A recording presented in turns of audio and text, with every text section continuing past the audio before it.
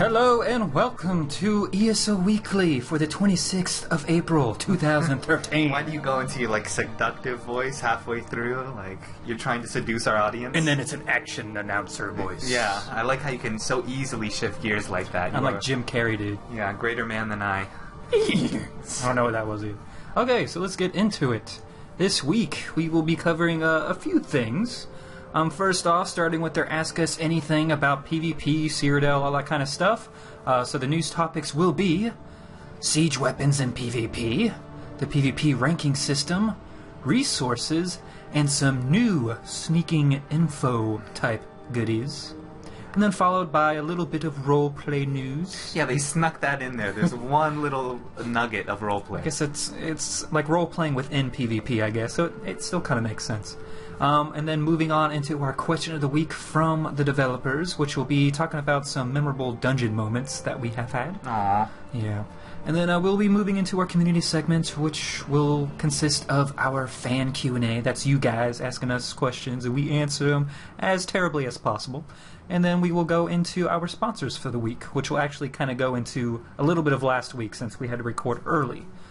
So let's get on into it. Yes, on with the news, starting with the article.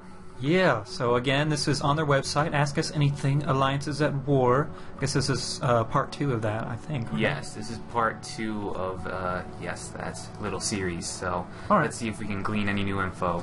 Alright, first question from Eric Aholu. Hawaiian. So terrible names. Hawaiian. Alright, how are siege weapons constructed? Do you need special resources? Are siege weapons mobile or stationary? It's a question a lot of people are asking. Siege weapons are popular. ZeniMax came back and said, siege weapons can be obtained and constructed by anyone that has the alliance points to purchase them. You won't need any other resources to buy them and deploy them all on your own.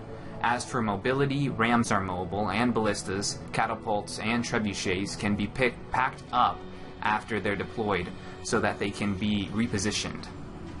Nifty. Yeah. Did you do much of World v. World and Guild Wars 2? I did not, no.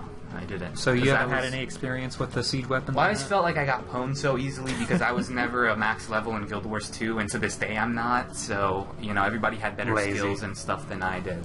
Yeah, that, and it was always such a Zerg fest anyways, it was kind of hard to even do the whole, siege weapon experience. Yeah. At least for me. I mean, I spent several hours one day in Guild Wars PvP, and I didn't see a single siege weapon that entire time. It's pretty much just people beating their heads against the door and hoping it breaks down. They never really even played it how it was supposed to be played. You're right, yeah, that's mostly what I saw. That and a lot of crazy fire pixelation going around and stuff. That was fun.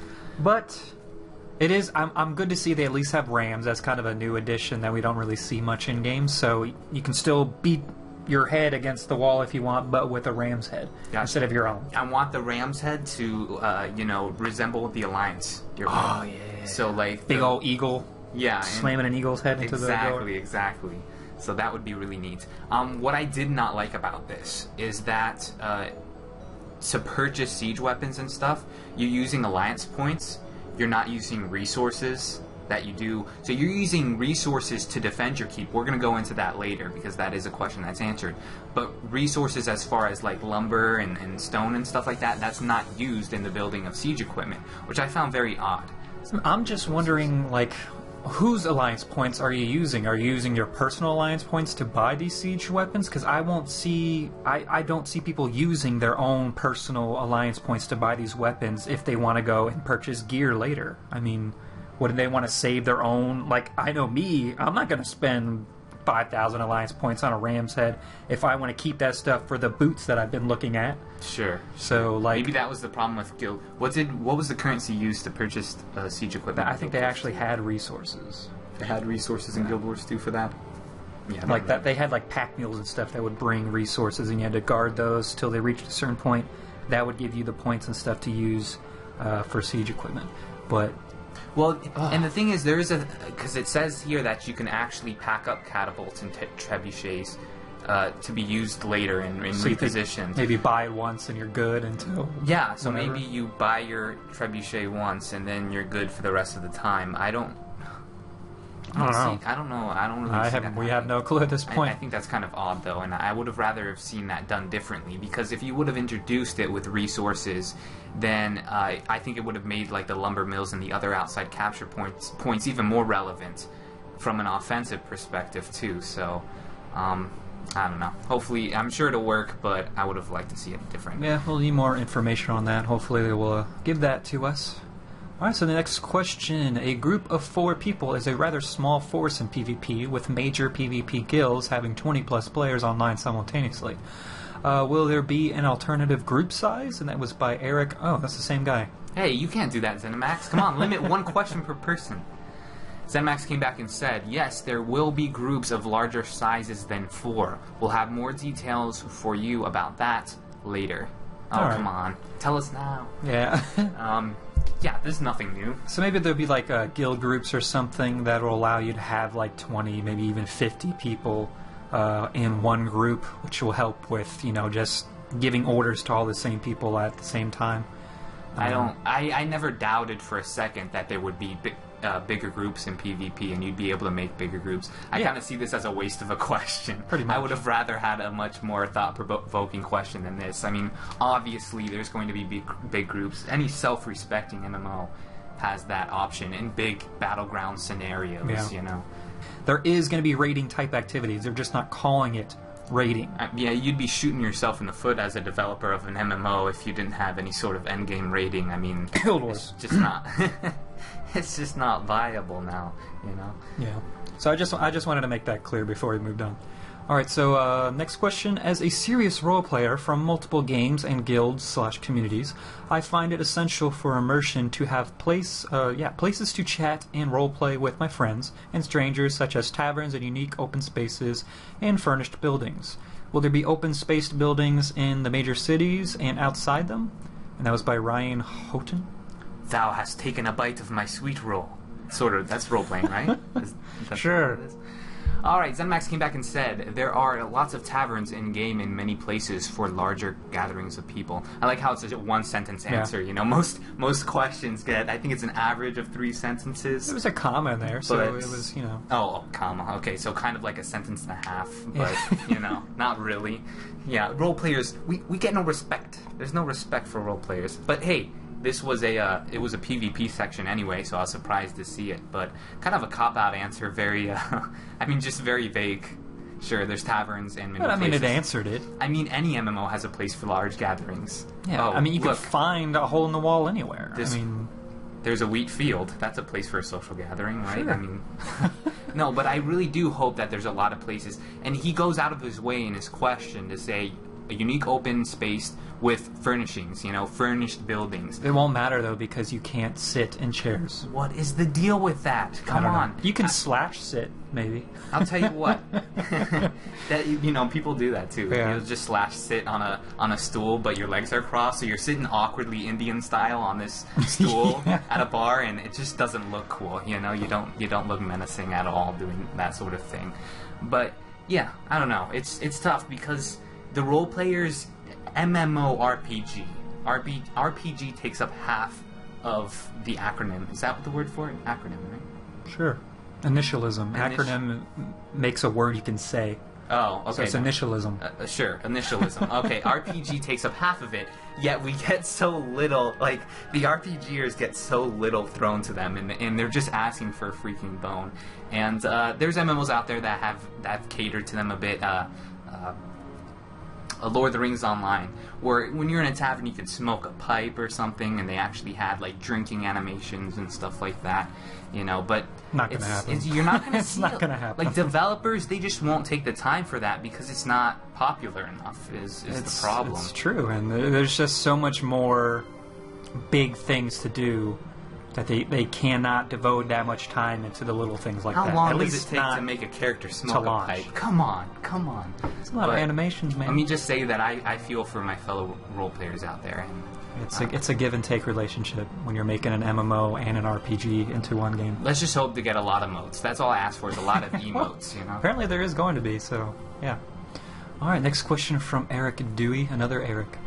It has been mentioned multiple times that players can invite Invade areas surrounding enemy keeps in order to starve them of resources. What kinds of resources are these, and how will they affect gameplay?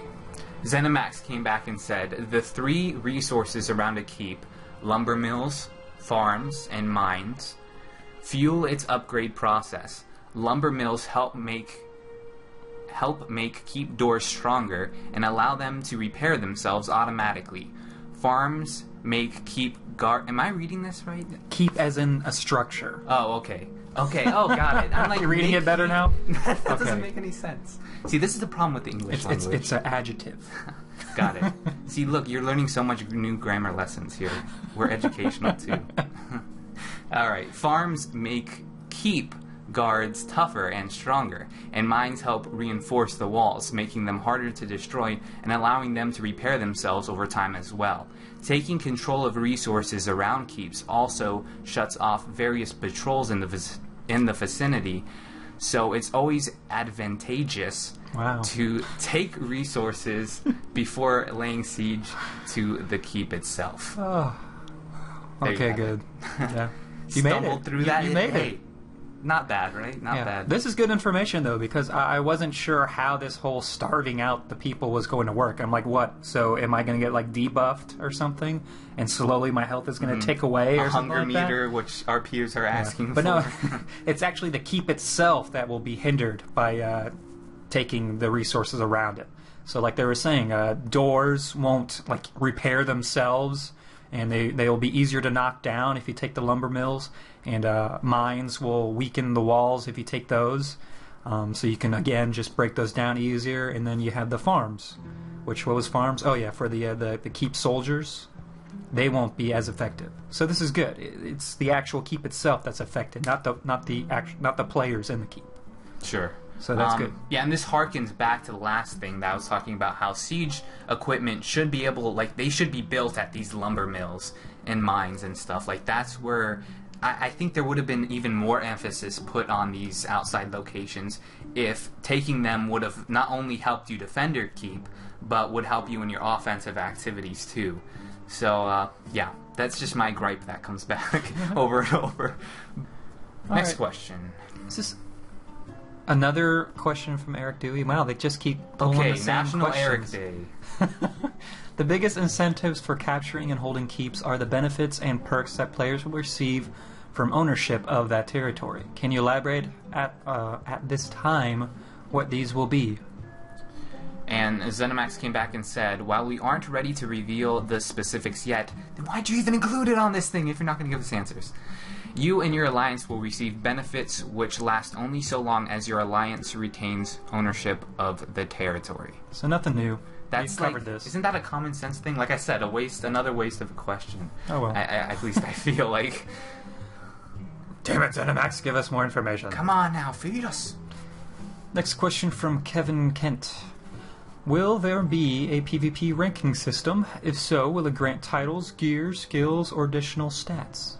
ZeniMax came back and said, yes, there will be a ranking system. You can earn alliance ranks, which grant titles and let you purchase weapons and armor.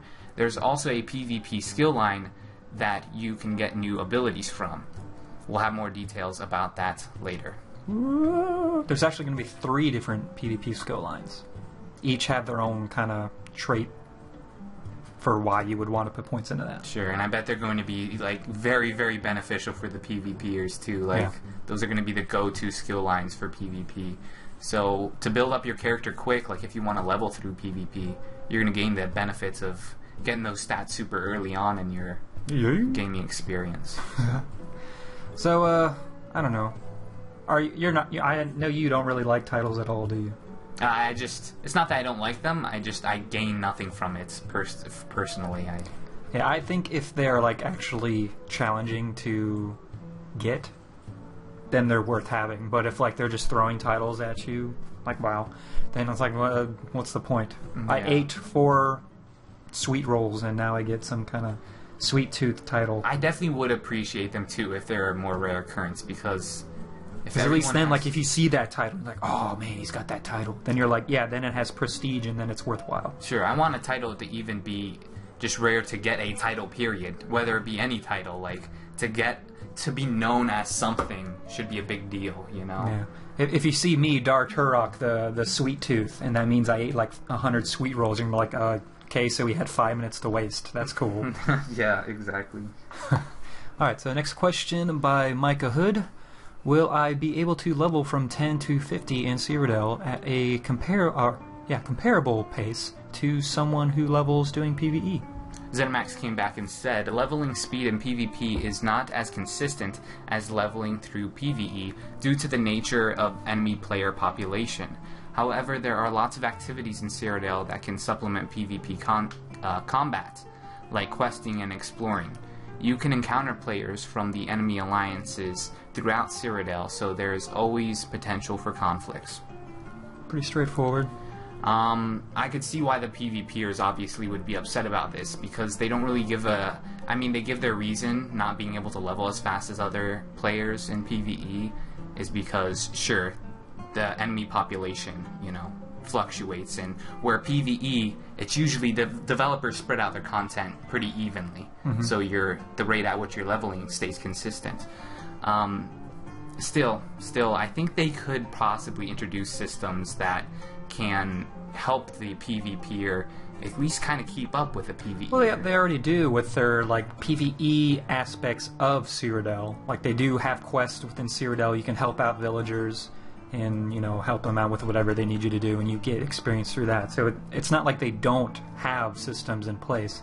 It's just, it's PvP. A lot of games you can't get any experience through PvP. And I think that's a mistake. Yeah, you should be rewarded. Your character should just be rewarded for participating in anything, really.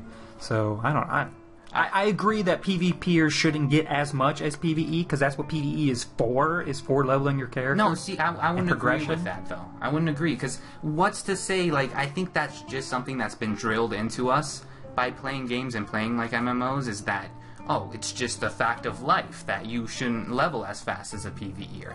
But PvP is a totally viable option to play, and this is coming from a guy I fully expect to do the grand majority of my level exploring and questing and stuff. But, I feel like they are not catering to that just because it's a less popular way of leveling. Not as many people do it. Well, the way I see it, though, is because PvE is set by level. So as you progress your character and level, you reach harder and harder stuff to do. That's why you level. Whereas PvP, you're set at level 50 all the time. Why do you have to level? Because to gain the skills and stuff. Because we've already been told that leveling in PvP, when you go in, sure, you're going to be boosted up to level 50, but you won't have all the crazy, awesome skills and points invested in your skill lines that the people already at level 50 will have. Alright, agree to disagree then. Sure. That's why we do this. There's two people, so you get two different perspectives. Yep. It's just good that I'm always correct. Alright, next one. For you, what's gonna be the best thing about the game? By Simon Lagavin. ZeniMax cops out and says, getting it into the hands of players, including yours. Exclamation point. Come on, ZeniMax. Come on! You can be biased. Give us a straight answer, man. Whoever does this Q&A thing. Just say the money. That's what they meant by getting into the hands of the players. Oh, yeah. And then, putting product into our hands after you've taken the money out of it. After you've taken the cash, after you've heard the sweet sound of money. Cha-ching. Alright. Next question from Cameron Nielsen. How will stealth be implemented into PvP, and how will players detect a sneaking opponent? ZeniMax came back and said there are a few different ways you can detect sneaking opponents. For example, a player who's sneaking is revealed upon taking damage. There are spells that can detect opponents who are trying to sneak around. It's also important to remember that sneaking uses stamina, and you really don't want to be out of stamina going into a battle. True enough. I'll probably be putting a ratio of 4 to 1. 4 points into stamina and then 1 into magicka. Now screw health. We have a lot of people that want to go this stealth route in the Elder Scrolls Online, and that's as a result of, a lot of people coming over from TES use stealth in their gameplay.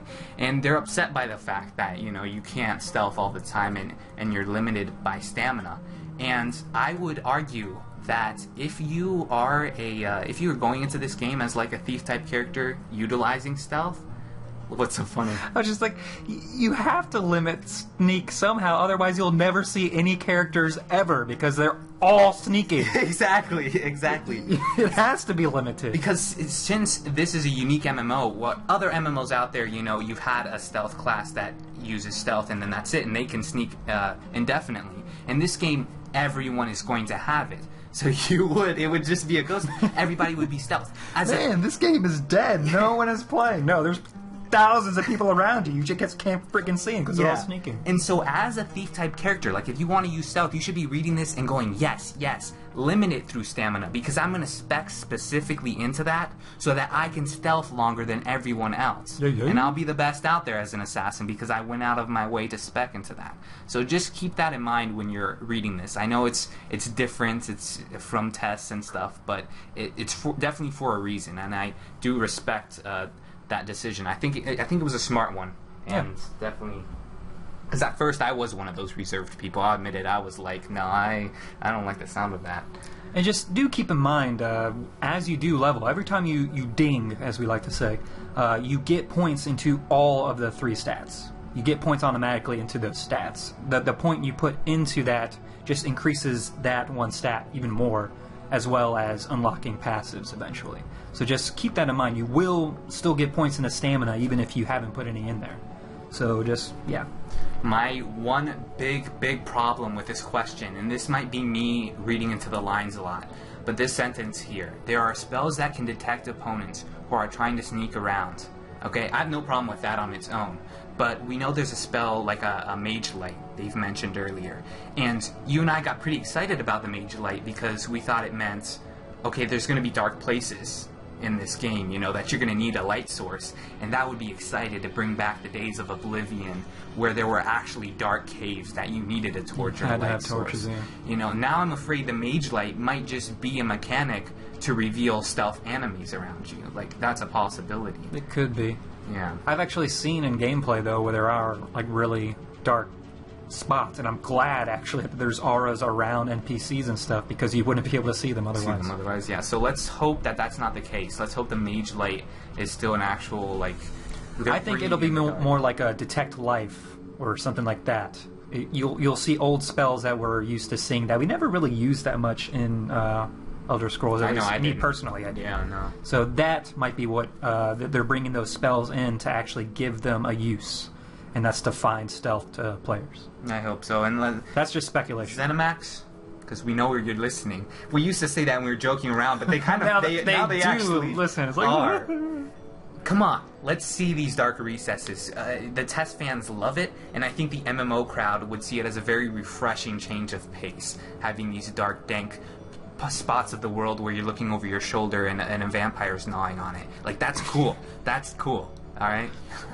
I want to be scared. I want to be scared. Yeah, come on. All right, last question from Shane Ford. In Cyrodiil, will NPC towns be hostile? I know the Cyrodiil government is corrupt and evil, but will the people reflect the rulers, or will you be able to travel peacefully? ZeniMax came back and said that villagers are alliance neutral. However, guards will patrol a town if your alliance has captured the nearby keep. This makes it safer for your alliance to do quests in that town, but you won't be 100% safe, obviously. NPC towns and villages will not be hostile, but there are NPCs in the wild that are definitely not your friends. Ooh, dun dun dun! So yeah, I mean, like in the good old Game of Thrones, you don't have like the peasants and the blacksmith and the guy working in the lumber mill. He doesn't so much care about the war and who owns the town or whatever, they're just going about their daily business, and I kind of like that aspect too. That's you still have to look over your shoulder for the guards, but as far as the average townsfolk, I mean, who does he care that you're a Bosmer? They don't. No, they don't. They'll take your coin. Yeah, they don't care who's helping them as long as they're helping them. Yeah. Alright, so that then concludes that article. So shall we go into the developer question of the week? Let's. Alright.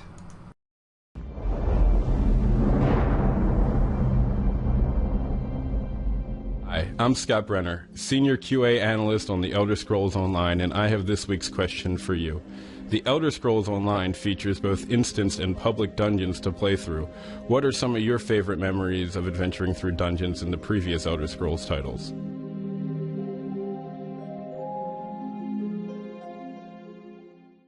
Man, how many Game of Thrones guys work at that studio? I don't know, quite a bit. Yeah. So, any memorable moments, Kyle? Is there a stick-out moment where you're like, oh my gosh, the moment you asked that question, I just remember this time, insert epic adventure here. Did that happen to you? Pass. Pass. Okay, well, I'll let you think while I try to think here. So, one of the moments that jump out almost instantly is Blackreach. I don't know if you remember Blackreach. It was part of... Well, I discovered it as part of the main quest line in Skyrim. And it was... You were going through a Dwemer ruin. And I forget how you opened up the... It was like a secret passage leading to it or something. But it's the underground location with all the, like, colorful, like, the glowing mushrooms and stuff, yeah. Yeah, and stuff like that. That was an awe moment. That was an awe moment, not only because it looked beautiful, but it was huge in there. Like, how many... I spent hours exploring that. I mined so much stuff down there. There's so much ore down there. There's tons of ore. And, like, tons the expensive of ore, too. And Crimson Nirnroot, you know? Yeah, that was a very cool place, and that was definitely an oh my god moment. And then, of course, all the little things, too. Like, another one that jumped out in my mind was, I don't know if you run into this quest, but it was some hag raven I found in a cage wandering into a dungeon. And this hag raven actually spoke to me. Have you had that happen yet? No. Okay, you didn't encounter Not since that one quest where you wake up having dated or something, that hag raven. Oh, yeah. That was great. That was great. My sweet. Oh god, that was creepy. Yeah, I slept with her. I did. Anyway, there's just so many. I mean, there's so many. you know, quite a few that are very interesting and everything, but as to one that just strikes me, oh my god, this is the best thing ever, not really. Not a standout one. Yeah, there's a bunch of little ones, you know. That I could go on all day long. I mean, but how we're many not going to. Dungeons? Hundreds? Let's go. Let's just start a show where we talk about our Dungeons adventures. No. Let's do it. Alright, so that was the developer question of the week. Let's go on into our community segment. And we will start answering some of your Q&As. So let's go on to it. Axkin. So you can ask us your questions. Access your questions. Okay, first one from John Brend. Hey, Shottycast, I've got some concerns on PvP, since this is one of the things I'm looking forward to the most. They say you can respawn at way shrines and that all the main forts have one. So what does that mean when attacking a fort? It sounds as if it's impossible to take a fort if they can just keep respawning in the fort. Also, doesn't that...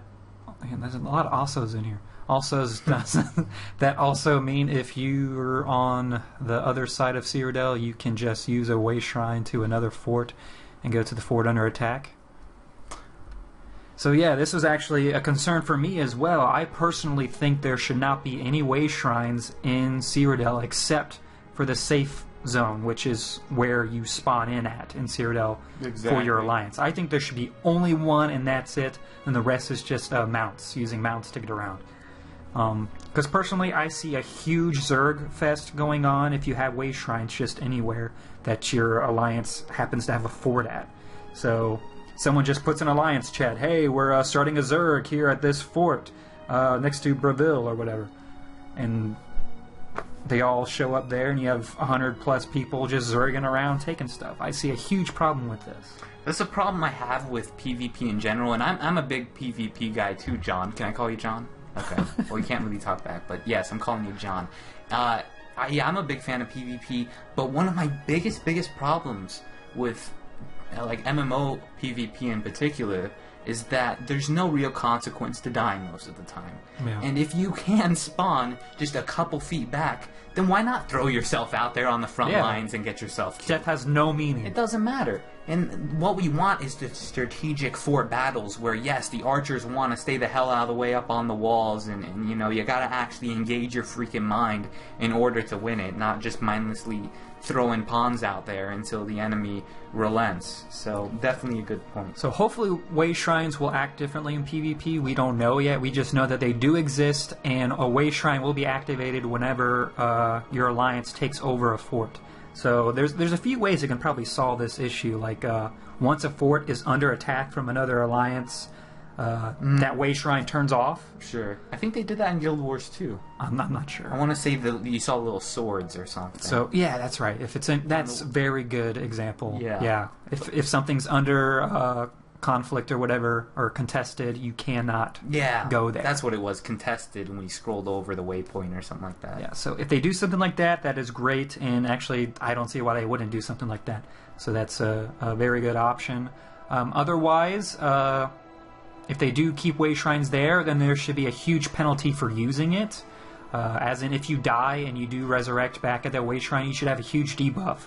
And it should continue to get worse and worse the more and more times you die, to the point where there's no reason to even go to that way shrine, and you have to like respawn back at the save zone or something like that. Low morale. Yeah, something like that. Debuff. But I definitely see the Guild Wars 2 route with the whole contested area, that you're not allowed to use that way shrine until it's uncontested again. Sure.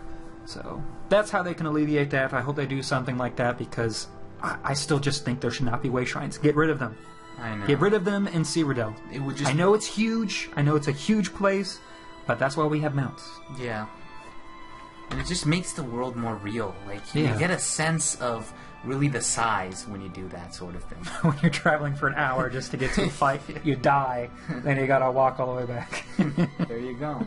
There you go. Call us hardcore. Yeah. Next one is from the devil, okay? Oh, well, hello there. How's it going? At Twerkit Kesha, okay. That's cool. Alright, do you think we will be able to have followers in Tesso? An example was Lydia. Okay, no. We won't have permanent followers. Not in the sense that we're used to in Skyrim, but there will be followers during quests, and sometimes during dungeons even. Because there are like actual events within dungeons and stuff, and quests that you can complete, and you'll actually see the quest giver following along with you, maybe even helping you fight. So we will have followers, just not in the permanent sense that we're used to. And I'm happy, because can I say that I'm not actively against the whole notion of followers in any game that isn't BioShock Infinite. They did the follower thing right. Like, the biggest issue, seriously though, the biggest issue I've had with followers in any game, and I'm playing Fallout 3 again at the moment, is that they're just like a meat shield. They're just an extra. They might as well be a pet, because they don't add anything to the universe. They're not interacting with anything. Mm-hmm. They're rarely talking to you. You exhaust their dialogue. They never give me money. They never toss me money or extra ammo or anything like that. But anyways, yeah, there's temporary followers, but not the permanent ones. Next one is from SnowElf22. I kind of have two questions, or do you? Here about the Dark Brotherhood. One, do you think there will be a main quest line like in Skyrim, or we just get contracts and kill? Two, do you think that contracts would be players or NPCs? Alright, so this is our speculation segment. Sure, yeah, and I'm looking forward to some Dark Brotherhood speculation. Well, let's move on to the other factions, like the Mages Guild and the Fighters Guild and all those. We know there is a quest line for those, because that is how you'll actually progress in your skill line with them, is by doing this, and then putting points into it if you wish.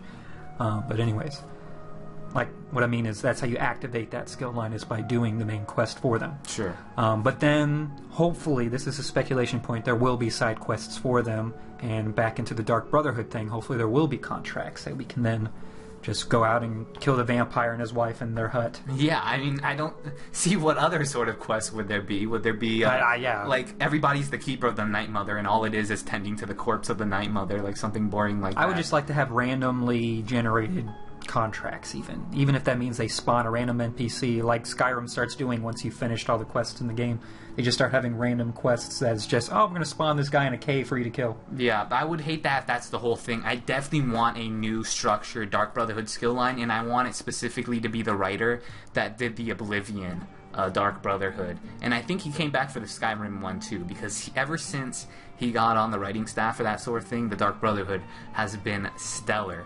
And yeah, I definitely want to see a Dark Brotherhood main quest line. I will be super depressed and let down if we don't see that post-launch. Now, as to the contracts themselves, we know that factions will have a presence in Cyrodiil, so that could potentially mean that we will have contracts for actual players. Like bounties. That would be amazing. It's so Not fun. sure how they would do that, but I mean, why not just pick a random player on the opposite alliance and just focus your abilities on that person? Oh my gosh. Okay, I've eliminated right here, right now, like, bad players and trolling and just annoying people in general in MMOs. You can, just like, I think in EVE Online, you can take out money, like a bounty on a player. Like, they have a place you can go to do that. So say, like, a guy steals your loot in a dungeon, you can put a bounty on his head in the Dark Brotherhood.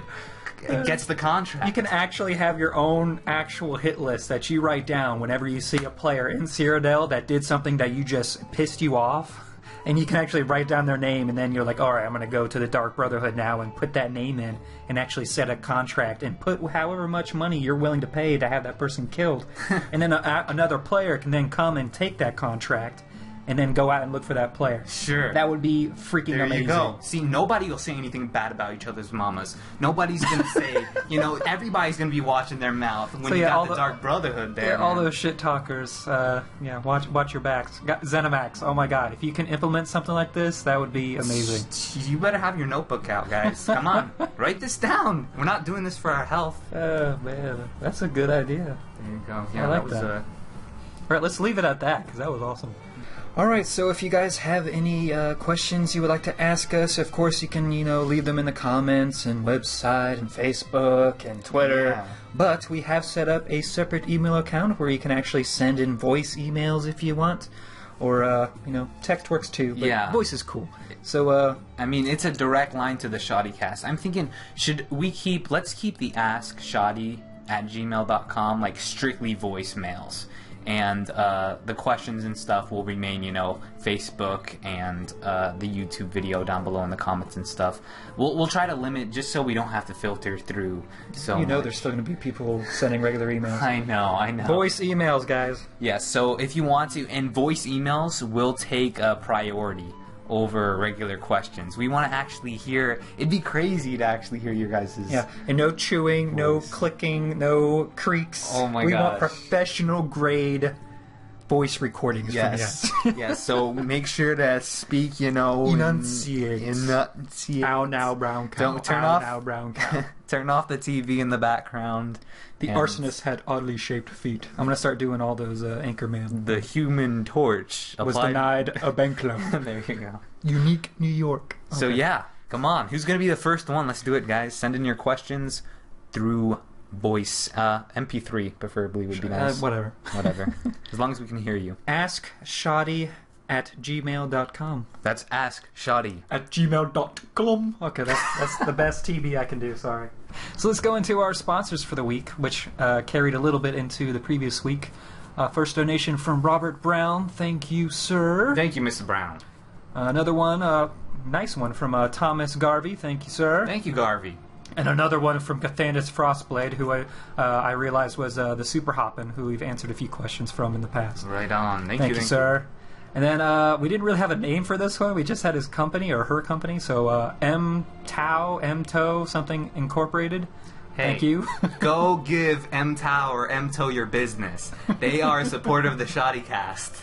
And then once again, must be a millionaire or something, because this guy, Sterling Jennings, once again, a massive donation from you. One Thank of these you, sir. days, we got to do something special. Do you want me to take my shirt off? Is that what this is? Yeah. I kind of feel like I have to now.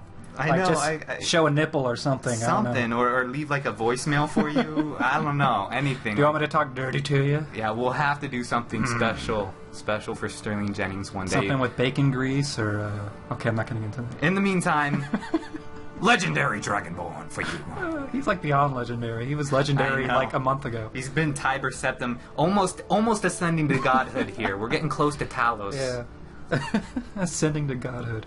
And another very nice donation from Hayden Dottie. Once again, thank you, man. Yes, thank you very much. Dragonborn as well. All right. Yeah, you guys make it possible. Thanks so much for your donations. Yes, thank you guys. Once again, if you would like to become a sponsor of the Shoddycast, just head to our website, shoddycast.com, and underneath the weekly polls, you'll see a little donation button there, so click on that, and any amount is very much appreciated. I haven't talked to you about this yet, so I'm actually bringing this up, oh my gosh, like live kind of here. But have we thought about soundproofing like our studio here? Because the studio / my bedroom? Not really. How weird would that be? Like, hey, how you doing? And then she sees like a bunch of spiky walls. Oh my gosh. Egg crates on the wall. She's like, what the hell did I just walk into? Who is this hypothetical woman you Hey, there's been a few, okay? Anyway, yeah, seriously, I don't know. Do you guys pick up, and I'm thinking specifically for like the lore series, do you guys, and let us know, do you pick up any sort of echo, and I don't know if soundproofing would help at all. I think soundproofing stuff comes pretty cheap on Amazon, at least cheap as far as... just go to Publix and start collecting some old eggs that they threw out. I am not putting egg cartons on my wall, no. Well, okay, what you need to do is get those mattress pads with the little spiky things and start nailing that up on the wall. Oh my gosh. But yeah, I think maybe that'll be our next goal is soundproofing, at least for my... Yeah, it's for you. My office area, yeah. I think I can do that. I don't think I would soundproof, because Kyle's... Yeah, you have your computer in your room. No, it's not going to happen. Sorry. All right, so should we talk a little bit about the direction the show is going into? Well, yeah, the expansion. Not even the direction of the show, the direction of the Shoddycast. And we kind of want to go over this. We like to give you guys, I guess, an update every now and then to let you know our thought processes and where our head is at as far as the Shoddycast goes. And our head's always been where it was from the start. And, our past is our future. We want to do content that we enjoy. And so whenever we release content, guys, it's always in the form of a new show. For now, Kyle here would like to introduce a new show that he'll be starting with one named Guild Umbra. And you said, Josh, no, you're no part of this. I don't even want you in my show. You didn't want to be because you're not even interested in the game. This is true. This is true. So anybody who's into MMOs specifically, we actually took a poll on the Shoddycast recently, and a good portion of our audience likes MMOs. We have the RPGers at the top, my brothers in arms, and then we got the MMO guys in the second place there. So if you are into MMOs for the sake of the fact that they're MMOs, then listen to this man. Alright, so next Wednesday we are starting the first show for Wildstar Roundup. So that's I kind of just came up with that name because I thought Wildstar sounded kind of country to begin with, so I'm like, I'm going to put some Wildstar Roundup on like there. That. Yeehaw! So anyways, that's the name of the show. It's about the game Wildstar, which is being put out by Carbine Studios under the direction of NCSoft, which, has put out Guild Wars series and a bunch of other games. They're a big MMO publisher. Yeah. Big guys. So, we're going to be talking about that with Mark from Guild Umbra. You might know him as Lord Hammer. He's kind of our unofficial publicist. Yeah. So me and him are going to be doing this show. Josh, again, is not going to be affiliated with it because he hates the game. I don't hate that. He just doesn't. It's not interesting to him. Yeah, I guess. I'm an it's too RPG cartoony, I guess, first. for you. Like, that's an MMO that embraces the fact that it's an MMO. Yeah, and, it knows what it is and it embraces it. And I don't do that anymore. I'm too much of a... But anyways, if you are interested in MMOs or just interested in me and my awesomeness, then yeah, every Wednesday we're shooting for every Wednesday to have the Wildstar Roundup. If you don't have enough Kyle in your life and you feel like you need more... I know, I have enough. Yeah, and moving forward, guys, we you know, our audience pretty much reflects what we like to talk about. You know, Kyle's the big MMO guy who also likes RPGs, and I'm the big RPGer that likes MMOs. Which is amusing because you've played more MMOs than I have. Yeah, which is pretty funny. But see, when That's why you're tired of them. That's probably why. But when I play them, like, I've only gotten deep and heavy into several MMOs. You know, when you go into an MMO, you put your all into it. You know, you're max level. I know character. what I'm playing already before the game comes out. Yeah. So yeah, and you're definitely more geared towards that. So yeah, just going forward with the channel, guys. Remember, whenever we start a new show on the channel, it's never subtracting from any of the other shows. Yeah. You know, we always introduce something, and it's something extra that you're getting. You can decide, hey, I don't want to tune in on Wednesdays. They talk about this MMO on Wednesday. I'm not interested in that. Okay, tune in Friday or another day where we're so talking. stop hating on us just because we're putting out other content on other games, guys. Just don't watch it then. Hey, it's our channel. It's mine. I'll do what I want. Exactly. And so, yeah, moving forward, just keep an eye out for new shows, and Witcher 3. That'll be a good Gosh, I'm looking forward to some. We got Witcher some 3. hardcore RPGs coming up that I'm looking forward to talking to you guys about. So, yeah, stay tuned, and thanks for your guys' support as always. This has been the Shoddy Cast. Don't forget to like and share with everyone you know. I have been Josh. And I'm Kyle. We will catch you later. Bye.